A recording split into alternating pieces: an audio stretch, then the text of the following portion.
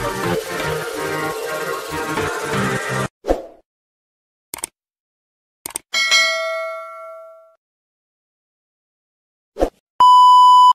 hari terik, Bonda Rosita Ibrahim kutip sayur-sayur yang ditanam di kebun nak bagi itik dan angsa makan.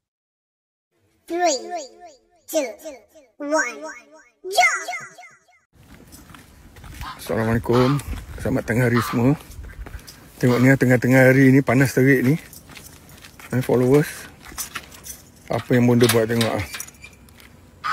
Bonda kutip sayur di kebun, tempat-tempat yang apa yang ditanam, bagi dekat itik dengan angsa. Ang. Tengok busuk ya ni air. Oh. Ada kubang sekejap je Tengok pagar dah buka dekat kepala dah. Dia suka. Dia lari ke atas lah yang. Tidak ke sini.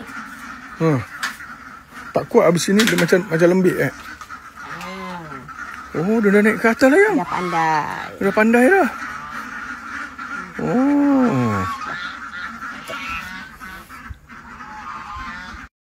Thank you for watching.